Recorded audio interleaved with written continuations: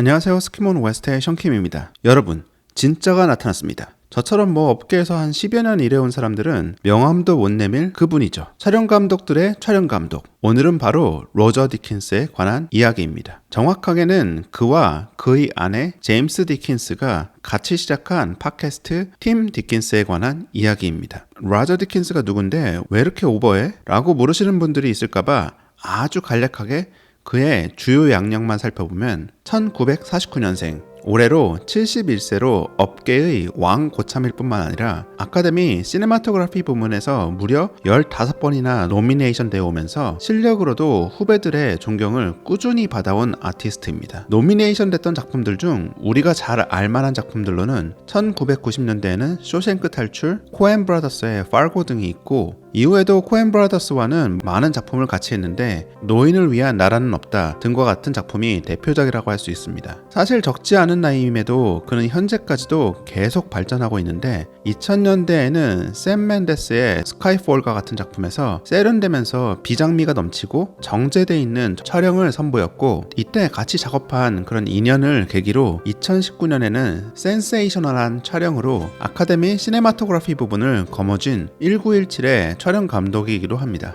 2010년대의 그의 행보에서는 드니 villeneuve 감독을 빼놓을 수가 없는데 프리즈너스, 시카리오, 그리고 2년 전에 아카데미 시네마토그래피 부문을 수상하게 만든 블레이드 러너 2049도 그의 손을 거쳤습니다. 한마디로 작년, 재작년 2년 연속으로 오스카를 수상한 것이죠. 프리즈너스의 촬영과 블레이드 러너의 촬영, 그리고 1917의 촬영의 톤이 굉장히 다른 걸 보면 버드맨, 레버넌트 등으로 유명한 엠마누엘 루베스키 감독과 달리 딱히 하나의 스타일을 장인 정신을 가지고 고집하는 것 같지는 않습니다. 팟캐스트에서도 여러 번 이야기했는데 감독이 전달하고자 하는 감정선, 영화의 톤, 주제 등에 맞춰가지고 자기 색을 자유자재로 바꿀 수 있는 카멜레온과 같은 촬영 감독이라고 볼 수 있는 것 같습니다. 그의 카멜레온 같은 유연함을 찾을 수 있는 또 하나의 부분은 바로 극장판 애니메이션 시네마토그래피 컨설턴트를 몇 차례 해왔다는 것입니다. 픽사 같은 경우는 2008년도에 나온 월리를 만들 당시에 그의 촬영 컨설턴트를 받았고, 이후에도 픽사 영화에는 디킨스 스타일의 정갈한 화면 구도 DNA가 어느 정도 유지되고 있다고 볼 수 있을 것 같습니다. 특히 월리 때를 시작으로 처음으로 실제 카메라와 렌즈를 가지고 카메라 테스트를 하기 시작했기 때문에 그의 영향이 더욱 컸을 것 같습니다. 드림웍스의 드래곤 길드릭이나 크루즈 같은 영화에서도 시네마토그래피 컨설팅을 해줬는데 실사 영화뿐만 아니라 극장판 애니메이션에서도 그의 영향이 미쳐있는 걸 보면 저와 같이 한참 후배 제너레이션들에게는 정말 촬영감독이라는 말이 절로 나오는 아티스트입니다. 자, 이 정도 이력이면 영상 연출에 관심 있는 분이라면 왜 그의 팟캐스트에 관심을 가져야 할지 이유는 충분히 설명됐을 거라 생각됩니다. 자, 그럼 모두들 팀 디킨스라는 팟캐스트에 가셔서 한 번씩 감상해보세요. Hi and welcome to the Team Deacons podcast. 라고 말하고 싶지만 이게 너와 나의 큰 걸림돌, 바로 영어로 썰라썰라하는 팟캐스트라는 점에서 추천하면서도 마음이 아주 편하진 못하네요. 그래서 준비해봤습니다. 1화 비기닝부터 7화 렌즈 초이스까지 내용 중 인상적이었던 디킨스의 이야기들만 몇 개 모아서 여러분들과 공유해보는 시간을 갖도록 하겠습니다. 8화부터 나오는 애니메이션 프로젝트에 참여했던 이야기는 다음에 따로 다뤄볼 만한 이야기 같아서 오늘은 1에서 7화 7개 에피소드에 나온 이야기들만 담아보았습니다. 어차피 각 에피소드별로 막 주제를 엄청 정리해가지고 진행하는 팟캐스트가 아니라 아내이자 촬영장에서는 스크립트 슈퍼바이저인 제임스 디킨스와 잡담하듯이 진행하는 부분이 많아서 저도 그 잡담 가운데서 흥미로운 이야기 혹은 저 스스로도 한 번씩 점검해봐야 되겠다 라고 생각되는 이야기들만 몇 개 모아서 나열하듯이 공유해보겠습니다.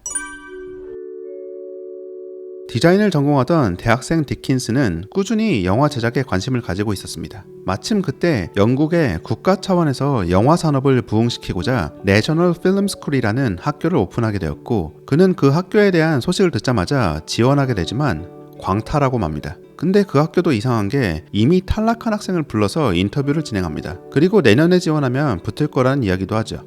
뭔가 이상하죠. 디킨스는 지금도 그 인터뷰는 굉장히 이상했다고 합니다. 어쨌든 그는 그 다음 연도에 지원해 내셔널 필름 스쿨에 합격하게 되었고, 그곳에서 정말 크고 작은 프로젝트를 진행하면서 자신의 성향을 점점 알아가게 됩니다. 정부 주도하에 영화 산업을 부흥하기 위해서 만들어진 학교인지라 장편을 위한 파일럿 영상을 만들 때도 학교에서 버젯을 지원해주는 등 집안이 그렇게 부유하지 않았던 그에게는 최고의 학교였습니다. 학교에 관해 몇 가지 관점을 이야기했는데, 첫째, 영화학교 중에서 실습, 즉 직접 영화를 만드는 수업이 별로 없는 학교는 추천하지 않는다고 콕 집어서 이야기했습니다. 다른 하나는 너희 촬영 스타일을 다른 사람에게 배울 수 없다. 다만 다른 사람에게 영감은 받을 수 있다 라고 이야기하면서 학교에서 모든 걸 다 가르쳐 줄 거라는 생각을 버리라는 말도 덧붙였습니다.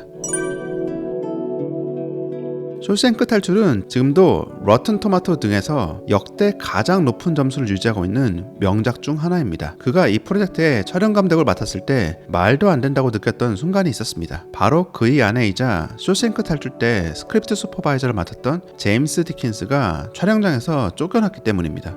그 이유는 커플이 같은 현장에서 일할 수 없다는, 지금 관점에서 보면은 말도 안 되는 이유 때문이었죠. 스크립트 슈퍼바이저가 어떤 역할인지 궁금하신 분들도 있을 것 같은데, 실제 시나리오를 쓰는 사람이라기보다는 현장에서 감독 옆에 앉아서 스크립트와 촬영 현장을 꼼꼼히 비교하고 이전 촬영한 환경과 이어지는 다음 장면을 촬영할 때 이전 샷에서 사용됐던 소품, 배우들이 특정 부위에 상처가 났다면 상처의 위치, 배우가 펜을 들고 있었다면 어떤 손에 펜을 들고 있었는지 등등 꼼꼼하게 샷의 연결성이 틀어지지 않도록 체크하면서 감독에게 알려주는 역할을 하고 있습니다.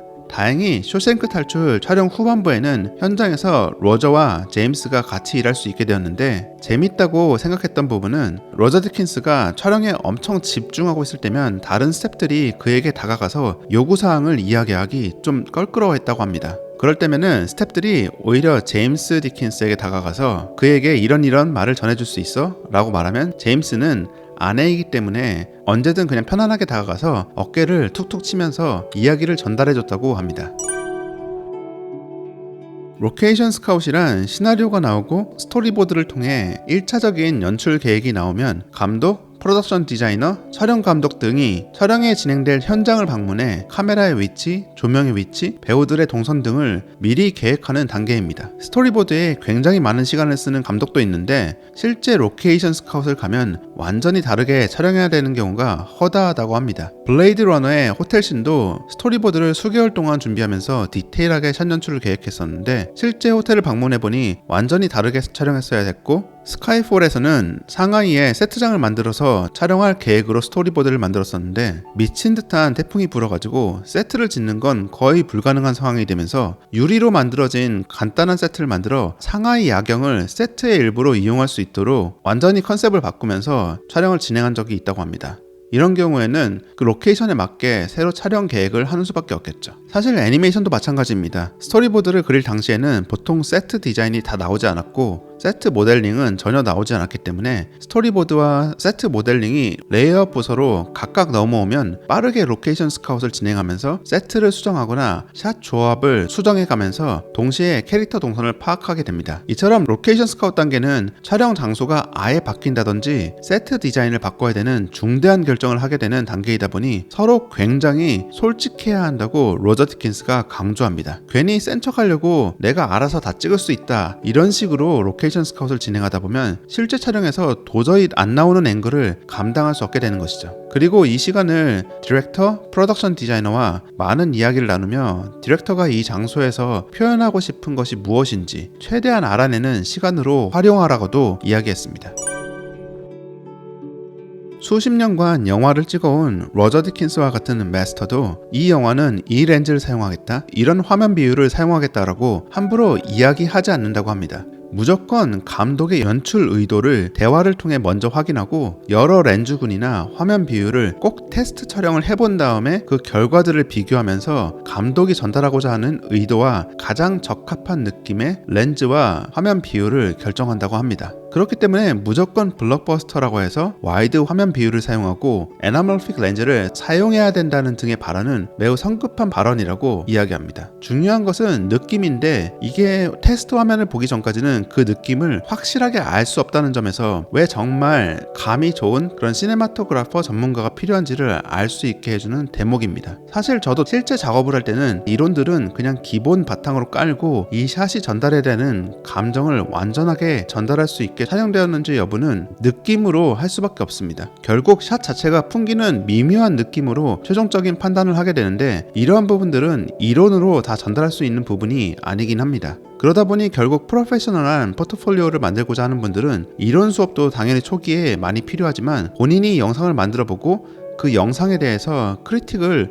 믿고 맡길 수 있는 멘토에게 샷 바이 샷으로 크리틱을 받는 방식이 가장 시행착오가 적은 방식이라고 볼 수밖에 없는 것 같습니다. 각각의 샷을 아름다운 구도로 찍는 데 집중하기보다는 샷과 샷 사이의 플로우, 즉 흐름이 훨씬 더 중요하다고 이야기했습니다. 이야기는 흐름이 있는 컨텐츠라 각각 샷 안에서 이야기가 끝나는 게 아니라 샷과 샷 사이를 통해 흘러가면서 전달되기 때문에 샷의 연결성이 각 샷의 완벽한 구도보다 더 중요하다고 이야기했습니다. 그리고 본인이 1917을 찍을 때 재밌었던 부분은 일반적으로 영화를 찍을 때면 많이 찍는 구도 조합인 와이드, 오버 더 숄더, 싱글샷 이런 조합을 찍을 필요 없이 모든 걸 한 카메라 움직임으로 찍어버릴 수 있다는 점이 롱테이크 샷의 재밌는 점이라고도 이야기했습니다. 클로즈업만 해도 본인은 일반 클로즈업은 50mm 정도로 찍고 있고 익스트림 클로즈업은 65mm나 70mm 정도로 찍고 있는데 레버넌트 같은 경우는 무려 12mm 광각으로 클로즈업을 찍었고 리들리 스콧 같은 감독은 본인보다 훨씬 망원 계열 렌즈인 100mm나 120mm 정도의 렌즈를 클로즈업에 사용한다고 했습니다. 감독마다 추구하는 느낌이 다 다르고 실제 렌즈에 따라서 피사체에 얼마나 다가서야 되는지에 따라 그 느낌이 다르게 전달된다고 강조하고 있습니다. 그렇기 때문에 자신은 상황에 따라 정확한 값을 고를 수 있는 단 렌즈를 선호한다고 합니다. 뿐만 아니라 오래된 빈티지 렌즈를 싫어한다고도 했는데 아무리 오래된 렌즈가 주는 독특한 색수차나 렌즈 플레어가 있다고 해도 이는 본인이 컨트롤할 수 없는 요소들이라 자신은 촬영 단계에서는 가장 깨끗하게 찍히고 본인이 원하는 대로 컨트롤되는 최신 광학 렌즈가 좋다고 이야기합니다. 심지어 포커스가 바뀔 때마다 생기는 렌즈 브리딩이라는 현상이 있는데 이 브리딩 때문에 순간적으로 형태가 일그러지거나 약간 줌이 되는 듯한 그런 착각을 일으키게 되는 광학적 특징이 있는데 단렌즈 중에서도 마스터 프라임이라고 불리우는 최고급 단렌즈를 사용하면은 거의 포커스가 바뀔 때도 이런 렌즈 브리딩 현상이 거의 나타나지 않는다고 합니다. 정말 렌즈 하나만 해도 그가 얼마나 완전하게 이해하면서 컨트롤 해가고 있는지를 알 수 있는 대목이었습니다. 오늘은 이렇게 총 6가지 저에게 인상 깊었던 이야기들만 추려서 여러분들께 전달해드렸습니다. 앞에서 말씀드렸듯이 로저 디킨스 옹이 애니메이션 프로젝트에 참여했던 이야기 등은 다음에 따로 시간을 내서 정리해보도록 하겠습니다. 오늘 정리한 부분들은 저에게 인상적인 이야기였기 때문에 여러분들은 다른 부분에서 영감을 받으실지도 모르겠습니다. 정말 많은 이야기들이 팟캐스트 본 에피소드에 담겨져 있으니 시네마토그래피와 영어 공부 둘 다를 도전해보겠다 하시는 분들은 꼭 한번 팀 디킨스 팟캐스트를 방문해서 정주행해보시길 추천드립니다. 그럼 전 다른 에피소드로 돌아오겠습니다. 스키몬 웨스트의 션킴이었습니다.